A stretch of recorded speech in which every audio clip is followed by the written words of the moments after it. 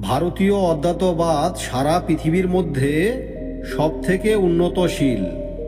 হাজার হাজার বছর ধরে মুনি ঋষি এবং মহাত্মা সদ্গুরু মানুষের কল্যাণের জন্য নীতি কথা বলে গিয়েছে।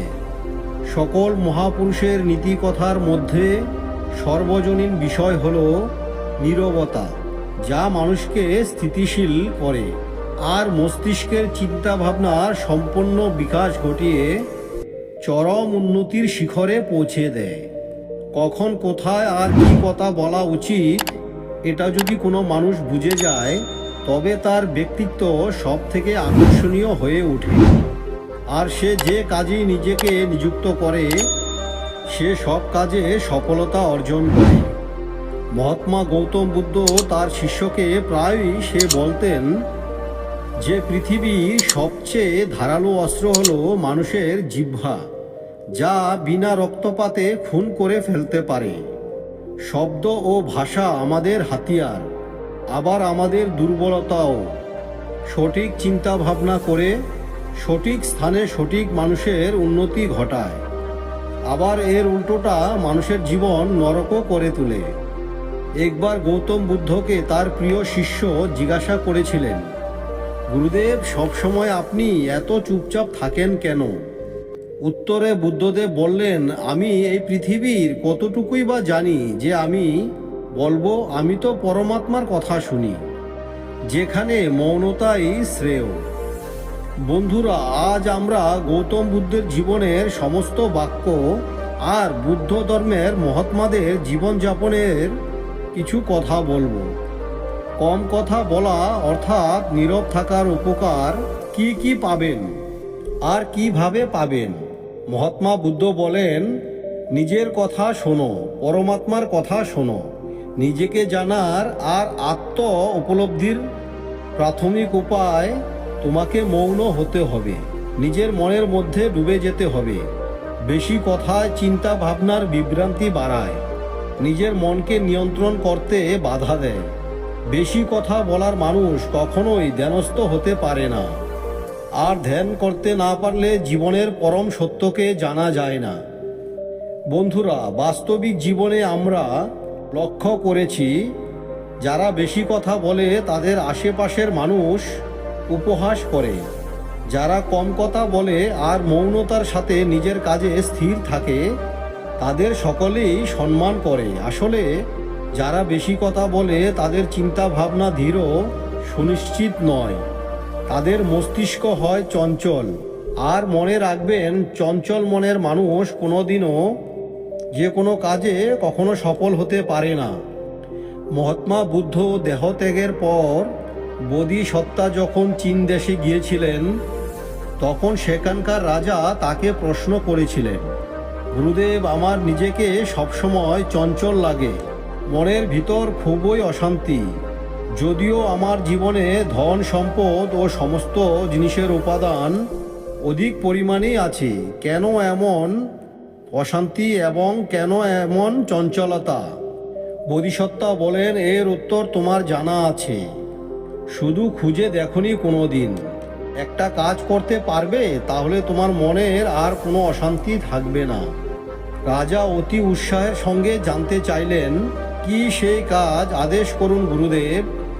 বোধিসত্ত্বা বললেন, আগামী 7 দিন তুমি এই আশ্রমে থেকে সাধারণ জীবন যাপন করবে, আর এই 7 দিনে যতটুকু কথা না বললেই নয় ততটুকুই বলবে এবং নীরবে নির্জনে একা বসে থাকবে। রাজা রাজি হয়ে গেলেন।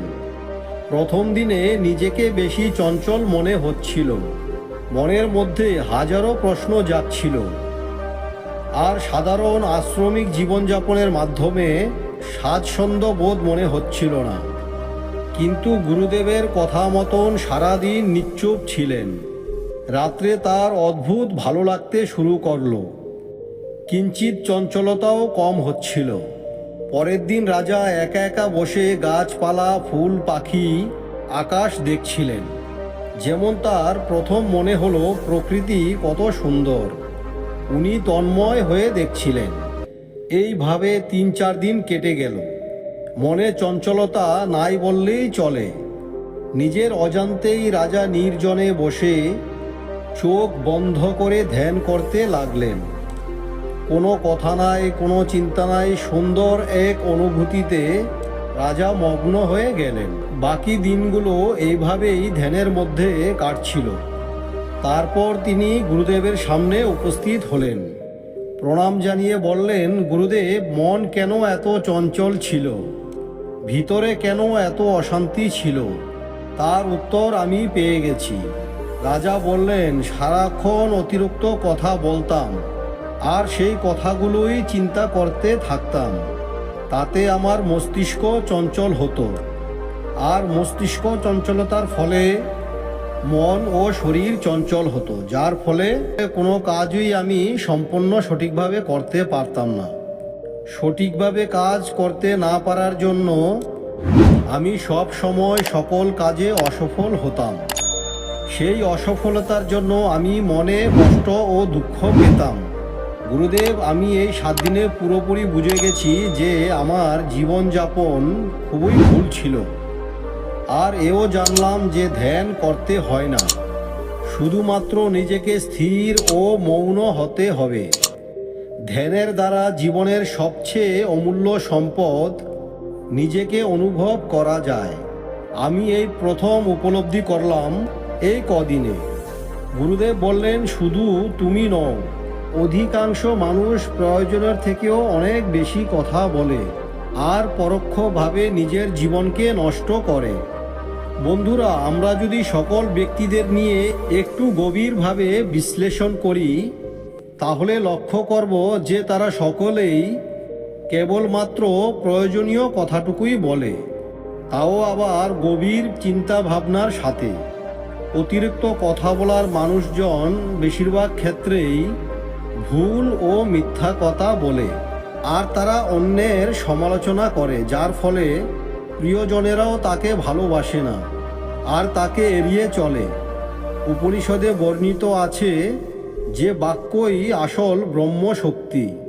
আমাদের অভ্যন্তরী প্রাণশক্তির আধার হলো এই ব্রহ্ম। ব্রহ্ম অর্থাৎ জ্ঞান মৌনতার মাধ্যমে আসে অধ্যবসায়, আর অধ্যবসায় আসে ধ্যান, আর ধ্যানের মাধ্যমে আমরা আমাদের জীবনের প্রাণশক্তিকে জাগ্রত করি। তাহলে যদি অতিরিক্ত কথা বলা হয়, তবে আমরা আমাদের মৌনতাকে নষ্ট করব, যা নাকি প্রাণশক্তির প্রথম উপাদান। সেই কারণে আমাদের অতিরিক্ত কথা বলা বন্ধ করতে হবে, প্রাণশক্তি সঞ্চয় করতে হবে। আর যদি প্রাণশক্তি না থাকে, তাহলে জীবনে কোনো কর্মেই সফল হওয়া যাবে না। প্রিয় বন্ধুরা, আজ থেকে নীরবতা হোক আমাদের প্রথম গোল। বেশি দিন নয়, মাত্র কিছু দিনের মধ্যেই আপনি নিজে নিজেই অনুভব করতে পারবেন আপনার পরিবর্তন। আপনার ভিতরে অদ্ভুত এক শান্তি বিরাজ করবে।